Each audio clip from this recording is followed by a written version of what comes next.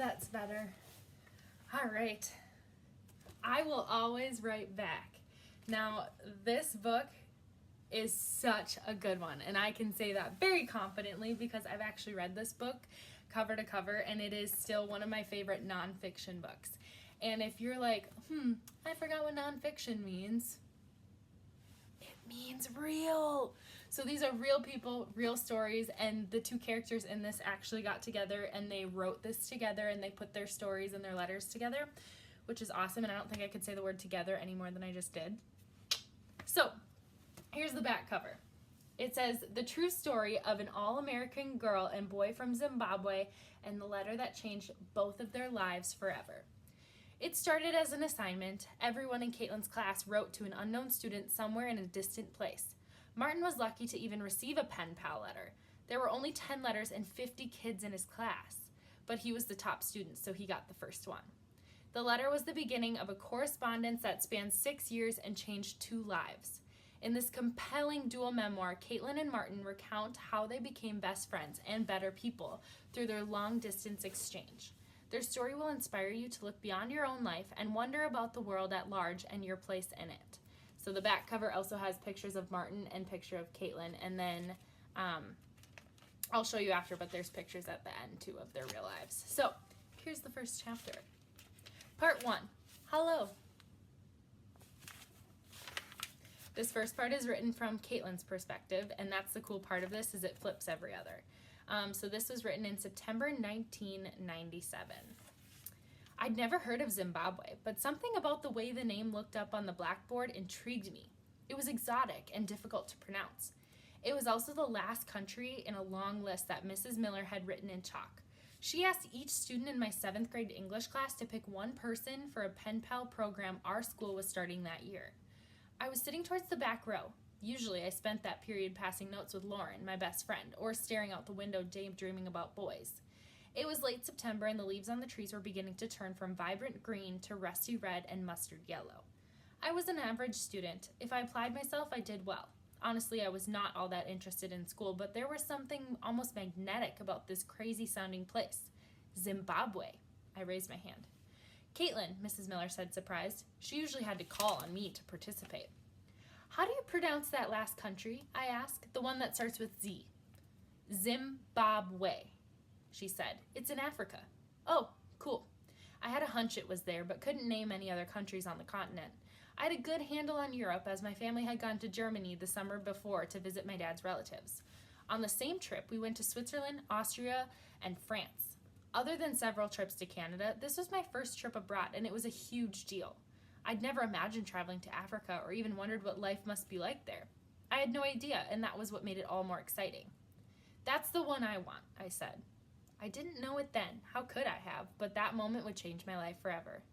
Before then, I was a typical 12-year-old American girl, far more interested in what I should wear to school than what I might learn there. I assumed most kids, regardless of where they lived, had lives similar to mine. And while I imagined that Zimbabwe was radically different from where I lived, I had no idea just how much. My knowledge of Africa consisted of what I had seen in the National Geographic magazines my mother subscribed to for our family. I loved looking at the colorful photos of tribal people who wore facepaint, loincloths, and beads. I didn't think my pen pal would dress like that, but I had no idea what kids in Africa wore. Jeans, like me? I had so many questions. I was born and raised in Hatfield, Pennsylvania, a small middle-class town 40 miles outside of Philadelphia. Both my parents grew up there as well. They met in elementary school but didn't start dating until college. After they got married, they moved to our neighboring Lansdale, which was more affordable than Hatfield. My brother Richie was born there. By the time I came around 5 years later, they had moved back to Hatfield and bought the home that they still live in today. There was no reason to ever move because Hatfield was great. It had quiet streets lined with ranch and colonial-style houses with well-kept yards, a good public school, and an old-timey downtown with a deli called the Trolley Shop. There was a Dairy Queen within walking distance, and I'd often meet Lauren there for blizzards on the weekends. Otherwise, it was miles of farmland.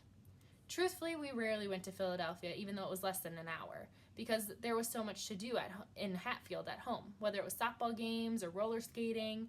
And even my trip to Europe did give me a sense of world beyond suburban Pennsylvania, though. When I was in Germany, I was struck by how different my cousin Carola was from me. Like me, Carola was tall and blonde, but when I first met her, she was wearing cut-off jean shorts and dark brown knee socks with sandals. I thought she looked ridiculous. She also spoke English with a harsh-sounding accent, like she was always angry. She ate sharp cheese and dark bread for breakfast, and liked chocolate with hazelnuts and salty black licorice. Nothing like the Hershey Kisses and Starburst sweets that I had grown up with. I assumed that she was a total dork until I went to school with her one day.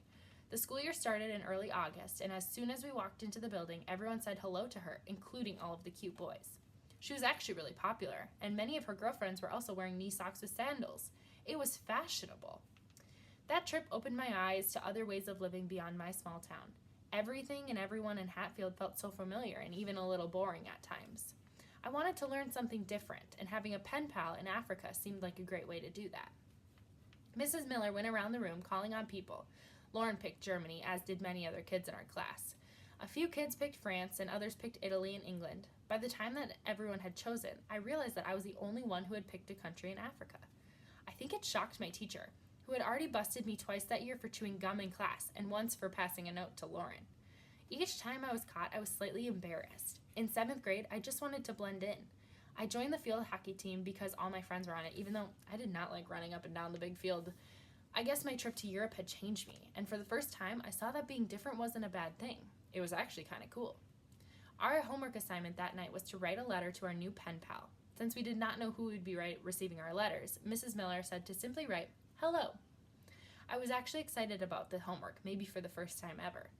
That afternoon, I sat on the bus next to Heather, my other best friend, who was a year older and lived 2 houses away from me. I told her about my pen pal assignment.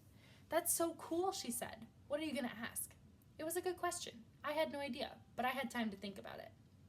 Penfield Middle School is just down the street from Hatfield Quality Meats, a pig slaughterhouse, which meant my school bus passed every morning and every afternoon. That meant most days I could see the pigs, some as big as a miniature pony, arriving on the back of a huge livestock truck, their pink and whiskered noses sticking through the metal crates. That image and the squealing sounds that they made as if they knew what would come next always broke my heart. But the rendering days were even worse. The air filled with the stench of garbage cooked in bacon. The smell would stick to your hair and clothes like a cigarette smoke, and it wafted through our classroom's open windows on warm days back when our school didn't have air conditioning. I certainly would not be writing about that. It was the one thing I didn't like about my hometown.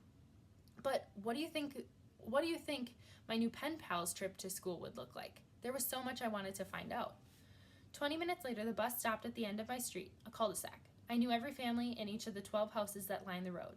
In the summer, I played flashlight tag and kickball with the other neighborhood kids. In the winter, when it snowed, we'd build snowmen in one another's front yards. My family's house was beige with navy blue shutters and a matching front door, which we hardly ever used. Instead, I always went through the side door. There, Kava and Romeo, our 2 giant schnauzers, would always be waiting for me, doing their welcome dance, which entailed wagging their whole bodies and jumping up and down at the same time. They followed me through the laundry room that was also a mud room for all our coats and boots, and then into the family room, where they always returned to their still warm spots on our couch. As always, I threw my backpack down before heading into the kitchen to grab a snack. My mom was always home when I arrived. Before I was born, she worked as an office manager for a doctor in town. Then, when I was still a baby, she decided to go back to school to become a teacher. Whoop whoop! She wanted to be home when Richie and I finished school every afternoon, and she wound up getting a job at an elementary school in Central Bucks School District in the neighboring county. Now that I was in middle school, I didn't see her during the day, but I always found her waiting for me in the kitchen when I came home. That afternoon, she was sitting at the table reading. "How was your day?" she asked. Most days, I filled her on the unimportant things of my day, but on this day, I had something interesting to report. "I got a pen pal today," I said, "from Zimbabwe." "Where?" she asked. "In Africa, Mom," I said, rolling my eyes. I couldn't believe she didn't know where Zimbabwe was. She was a teacher, after all. "Oh," she said. My mom went to a world map from the living room, which she laid across the table. "Rhodesia," she said. "That's what I thought," she said, pointing to a tea kettle-shaped country in the southern part of Africa, above a place called Botswana, and next to one called Mozambique. My mom then pointed to the date on the map, 1977. It was 20 years old. "Countries in Africa change all the time," she said in a matter-of-fact way. She mentioned colonialism, which was a vaguely familiar word. "What does that mean again?"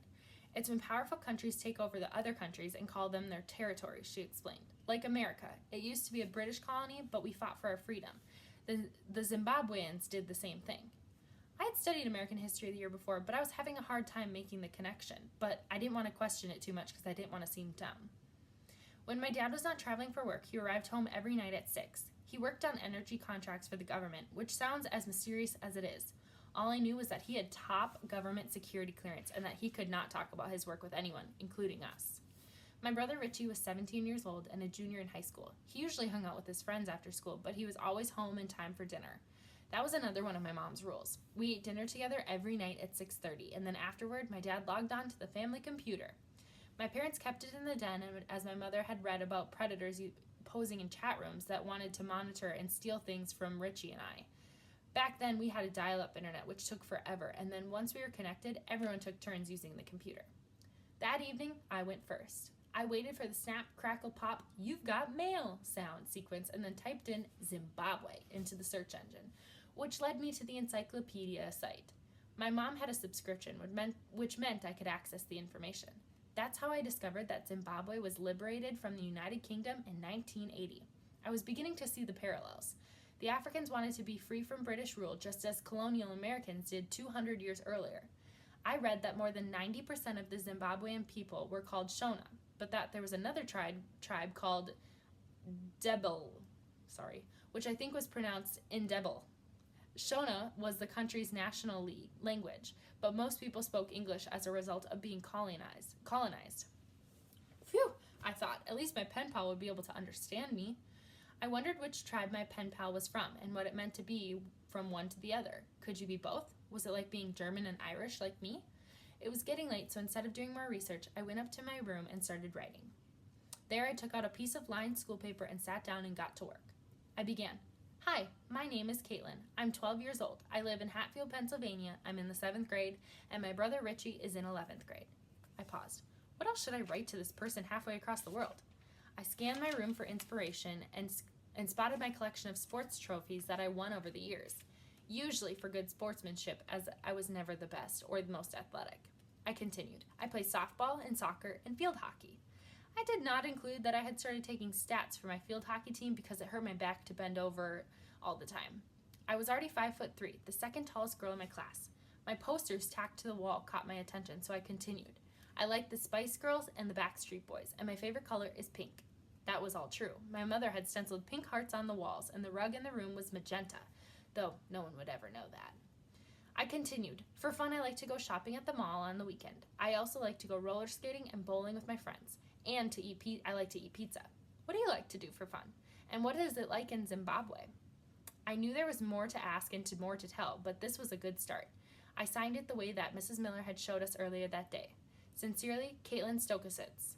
When I finally turned my letter in to Mrs. Miller the following day, I felt giddy, like this was the start of something big. So I know that was kind of a long chapter, but we got a good look into who Caitlin is, and then the next chapter is Martin. And it's first chapter Friday, so I'm not going to read the whole second chapter. However, I will tell you that the next part of this, she's right when she says that like once you travel and once you kind of go outside your home, you start to realize how big and how different the world can be. And so Martin's going to read her letter, and it's kind of super cool and super eye-opening because she referenced the Spice Girls and pizza, and those are things that he doesn't necessarily have access to. And so if you were to pick up this book and read it, you would learn that their lives are very different. He lives in a very, very small, it's almost like a hut, and they have no water, no electricity, and I think, if I remember correctly, I think he has like 3 siblings, so there's a total of 5 people in his family, and they all sleep in the same room. Some people sleep like on the bed, some people sleep under the bed, and so that's just his life, and he thinks like totally normal, things are good. When we know that as like that's a very different life than us. Even their school system is very different. Like not every kid gets to go to school. It's very dependent on your scores. Whereas in America, it's the law, you have to go to school. So this book, I would almost go so far as to say it kind of changed my life. Like it really opened my eyes. And so if you are looking for a nonfiction book that shows 2 different perspectives, introduces you to a new culture and a new way of kind of thinking about things, I would definitely recommend this book. It's definitely available at school whenever we can get back there. There's lots of copies. I have some in my room. Mrs. Manthe has some, and then I know the library has some as well. But this is also available in public libraries and Amazon and all the places you can find books. So I really hope that you guys read this one because it's a pretty cool story, and it goes back and forth. Like, it shows the actual letters on this too, which is cool. And then, as promised, the back is like pictures of them again, and it shows a lot of them. And the cool part is, spoiler alert, they still like talk and hang out to this day because their paths take them. I don't want to spoil it, but let's just say they're still friends today. So with that said, hope you enjoy First Chapter Friday. Good luck. I hope you have a good weekend.